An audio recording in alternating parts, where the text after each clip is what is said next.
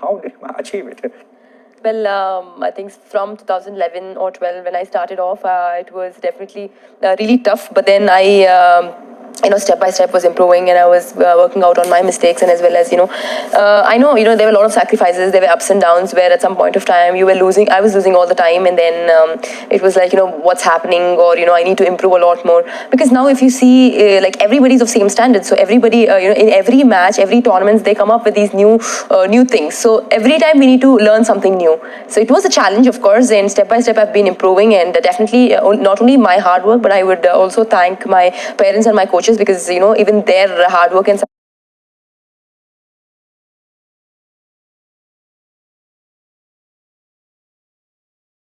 definitely a wonderful feeling, because finally gold, a much weighted win for me, because last 2 years it was silver, before that it was bronze. So I was waiting for this win for a very long time now, and finally I did it. But I think on court it was like I didn't have any expression, because it 17, 18, you won. Age of 17, that you won your first championship. How did you prepare yourself for the gold medal? You yourself mentioned that it's been a long tryst. You won bronze in 2013 and 14, and then 15 was a little linear for you. Then 17, 18, you won silver, and now 2019, you won gold. It's an incredible feat. If we equate it to any other game, it's like a team that is, or cricket or football, that is a fairly popular game in India.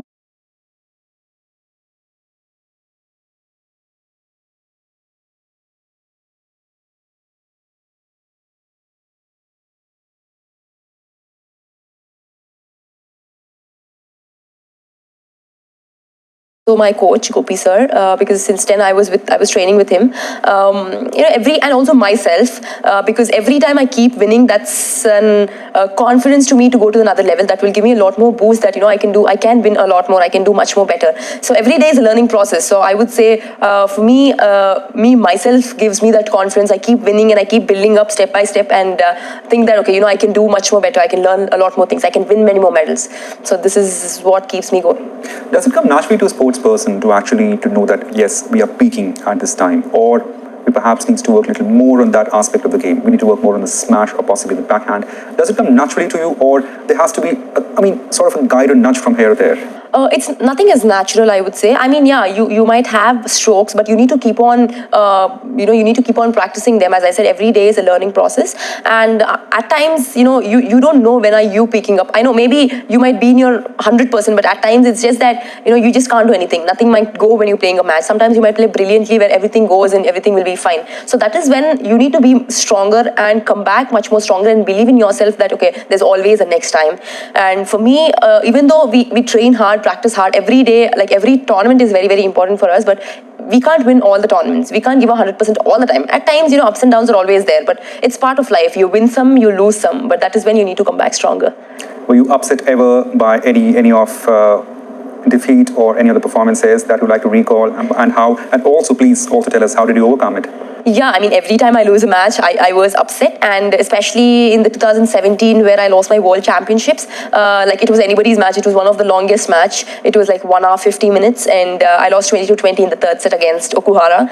So that really made me feel bad. And also there are a lot of matches where Olympics where I could have won and then I lost. But I would say it's not just over with that match, right? I used to think myself that it's just not over. Life is not over when you lose a match. There's always a next time. So I was working much more harder, and sometimes it might hit you that I could have won that match, maybe I could have done something else, but once you think about it and you think that it's okay, you will learn from your mistakes and come back stronger. And I was believing in myself, and I kept working more harder and harder, and I kept learning from my mistakes, and that got me till here.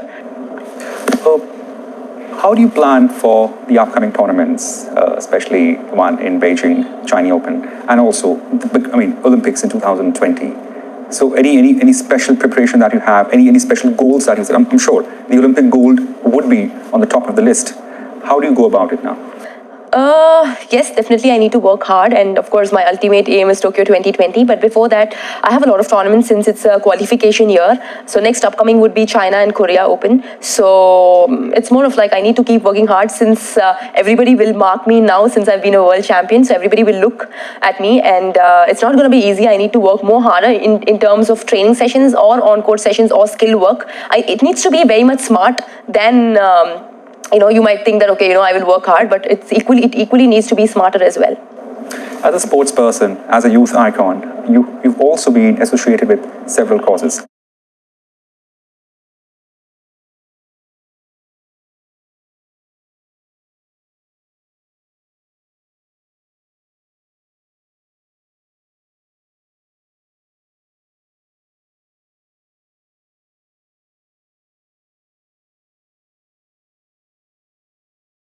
It's very good for everybody.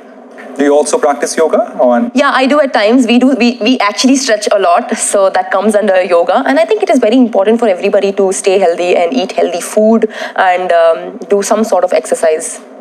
How do you go about a daily routine now? I mean, you wake up every day, and then how do you go about that? My session starts at 7 o'clock in the morning, so from 7 o'clock until 8:30, and then I have some breakfast from 9 until 10:30, 11, and then I go for my training sessions in the afternoon, and then evening again 4:30 to 5:30 I do on-court sessions. So it's more of like 6 to 7 hours of practice a day. PV, you've been a sports icon. You've achieved so much just being 24 years. What is a message to the upcoming young generation of this country? Well, taking me as an inspiration, I would tell a lot of people that, they need to work hard, and it's not just 1 year or 2 years of hard work. Definitely, it will take time. Everybody needs to be patient, keep working hard, and of course, a lot of sacrifices needs to be done. I would say parent support is the most important thing, where they need to support their kids in whichever sport they want to, and of course kids need to love the sport that they want to choose as a career, and of course hard work is the key for success, and definitely they will work hard and come up in their life. If there is one thing that badminton has taught you, what it would be? Badminton has taught me a lot, but I would say take you somewhere else, and also being a celebrity, personal life would be a little lesser. You need to be very much focused at the same time. At times you might go here and there where suddenly your focus might go out.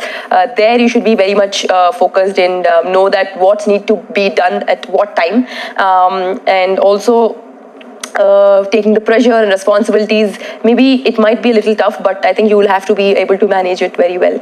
You agree that success sometimes is prone towards some sort of variances or some sort of... Yeah, I mean, for few people, they might not know. It might just go away, just all of a sudden. Even they might not know what's happening, and suddenly you look up to that and you're like, okay, somebody might tell you that boss, you're okay, you're doing this, just calm. So that is when you need to know yourself. What are you doing at that point of time? Let me conclude here, PV. Do you have any long-term goals in terms of rather achievement for life, like post-badminton, I know, it's a very far-fetched question, and you've been extremely candid and simple about your life journey so far. Any long-term goals that you've set for yourself? Yeah, I am a deputy collector in AP right now. So yeah, after badminton, I would serve the nation. By serving the nation, I mean, now you've opened a Pandora's box, I would say. By serving the nation. Yeah, of course, being a deputy collector, I think I have to do my job, my responsibilities, and also serve the nation as much as I can. Right.